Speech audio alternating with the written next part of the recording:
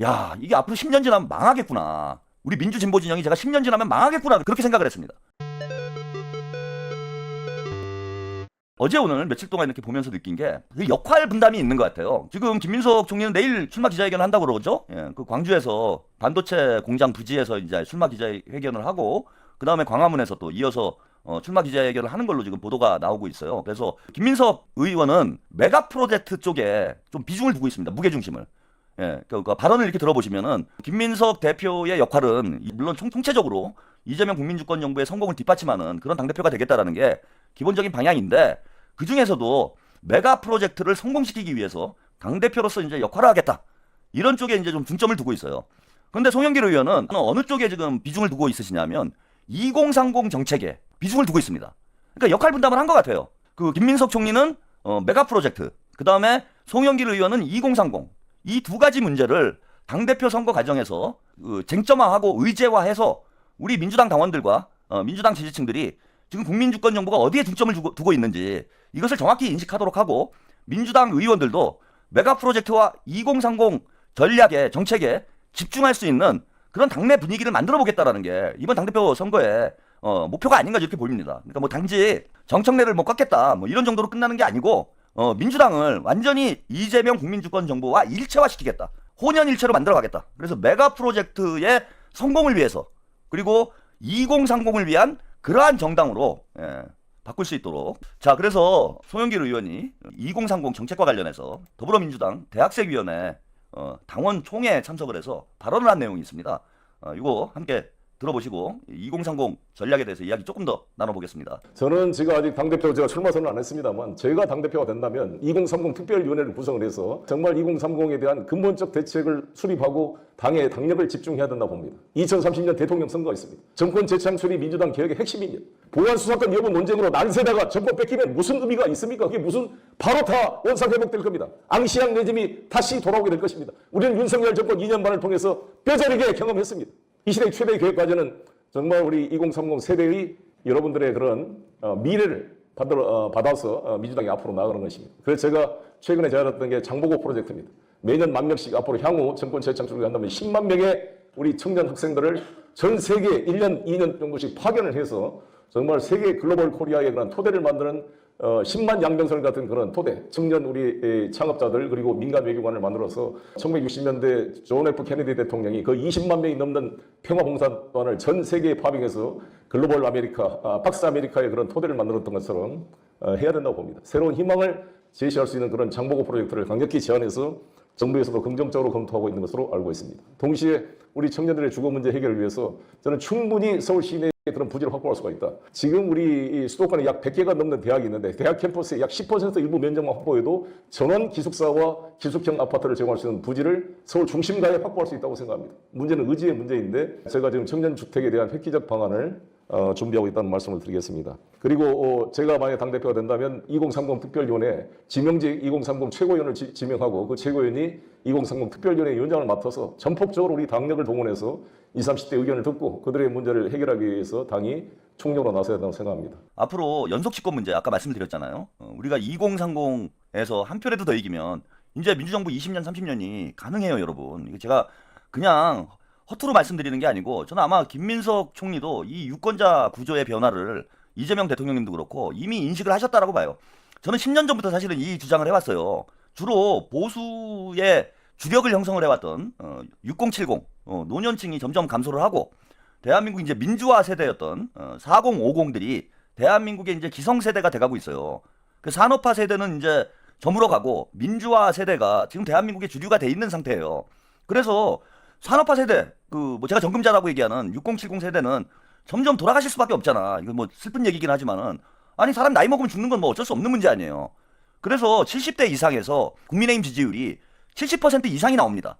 이런 압도적인 노년층의 지지가 있기 때문에 국민의힘이 당이 유지가 되는 거예요. 근데 문제는 뭐냐면 70대는 좀 냉정하게 닦아놓고 얘기해서 돌아가실 날이 머지 않았다라는 거예요. 반면에 4050에서는 지금 어떤 상황이냐? 4050에서는 민주당 지지율이 60%가 넘어가는 상황이에요. 안 변해요, 이거. 나이가 40대, 50대가 되면은 정치 의식이 변하지 않습니다. 그냥 죽을 때까지. 지금 여기 차영TV 보시는 분들은요, 이거 보다가, 차영TV 보다가 나 마음이 바뀌어가지고 국민의힘 찍을 분들이 없어요. 근데 천만 다행스러운 건 뭐냐면은 4050은 앞으로 살 날이 30년, 40년인데 6070은 우리보다 10년, 20년은 먼저 가시게 되겠죠. 그러면은 4050 유권자의 비중이 점점 커지는 거야. 점점 커져요. 6070은 줄어들고 4050은 계속 늘어나기 때문에 앞으로 시간이 가면 갈수록 자, 민주당이 우세한 유권자 구조가 형성이 된다라는 거예요. 유권자 지형이. 그걸 이재명 대통령님이 멋있게 구조적 다수라고 표현을 한 거예요. 구조적 다수라고. 그러면은 4050에서 6070을 앞서게 될 것이기 때문에 그래서 4050이 아버지 세대가 아들 세대를 견인을 하면 구조적 다수가 돼버리는 거예요. 2030에서 우리가 한 표만 이기면 계속 민주당이 이기는 유권자 구도가 된다라는 거야. 쟤네가 이길 수가 없다라는 거야. 그러니까 지금 해야 되는 거는 진보 민주연합이 아니에요.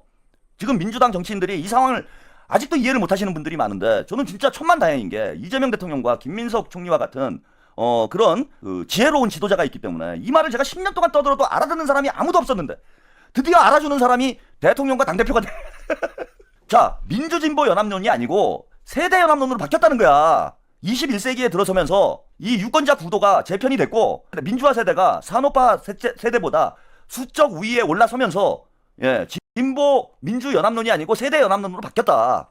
그게 구조적 다수론이에요. 본질적으로 세대 연합론이다. 그래서 아까 말씀드린 대로 2030을 우리가 민주당이 끌어안기 위해서 전략적인 거예요. 예, 전략적으로 노력을 해야 된다는 거예요. 2030과 4050 아버지와 아들이 연합을 해서 20년 동안 연속 집권을 한다. 이게 이재명과 김민석의 연속 집권 프로젝트인 거예요. 그러면은 전략적으로 2030에 민주당은 집중을 해야 돼요. 2030에 전략적으로 집중을 해야 된다.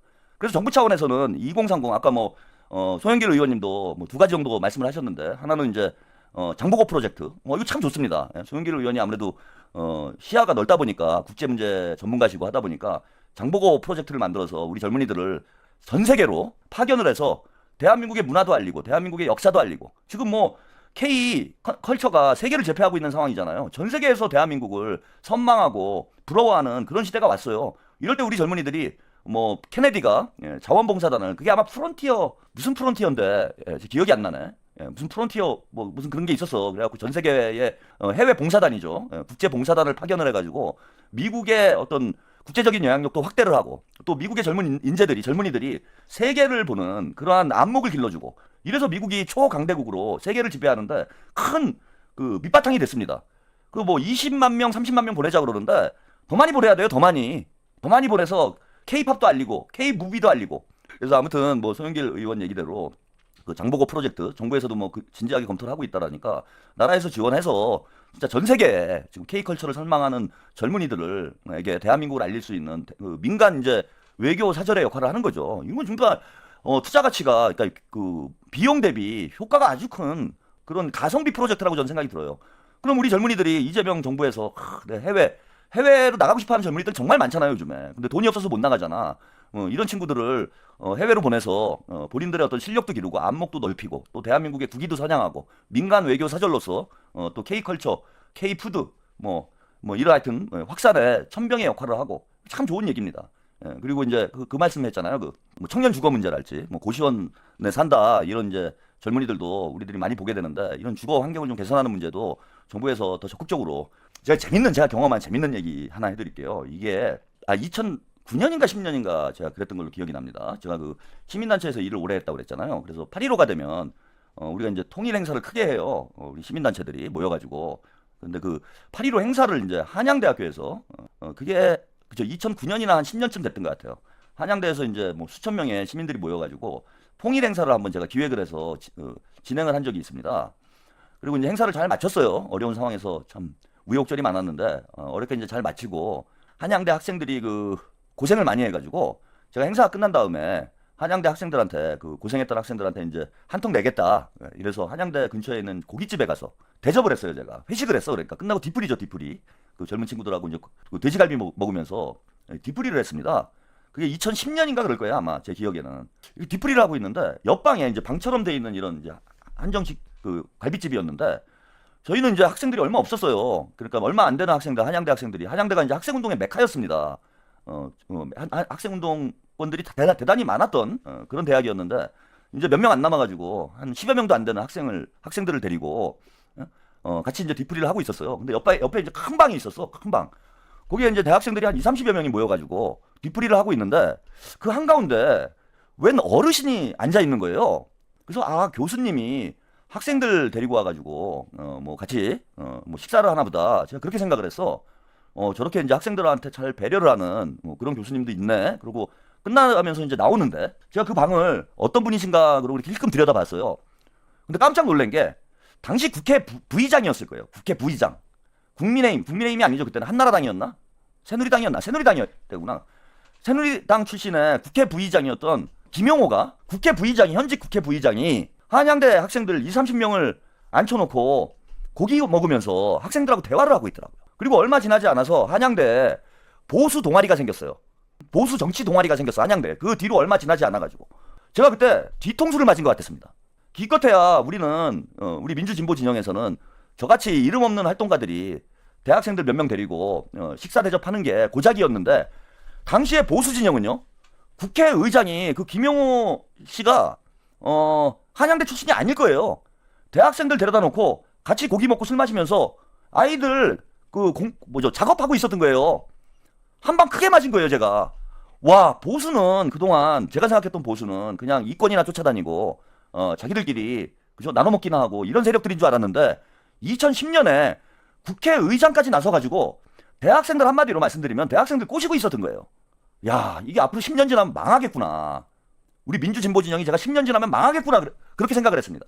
그래서 저도 이제 오랫동안 대학생 사업을 열심히 했습니다. 근데 뭐 저도 이제 그만뒀고 지금 이제 가평에 와 있는 동안 이렇게 보니까 제 예언이 맞았던 거죠. 앞으로 민주진보 진영이 망하겠구나라는 예언이 맞은 거예요.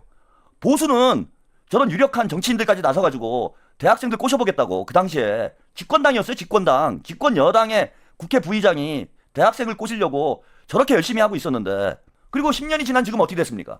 우리 2030 특히 남성들이 민주당에 등을 돌린 거 아니에요 지금. 공을 들여야 돼요 공을. 근데 지금 민주당 상황을 보세요. 민주당이 우리 젊은 2030 대학생들하고 과연 교류를 하고 있는가? 민주당에 뿌리가 썩고 있는 거예요, 뿌리가. 근데 2030의 저수지가 말라가고 있어. 근데 과연 민주당 정치인들은 이런 후배들을 키우기 위해서 무슨 노력을 하고 있냐고 지금. 아무것도 하는 게 없잖아. 그러니까 장보고 프로젝트도 좋고 청년 주택도 좋고 하다고요.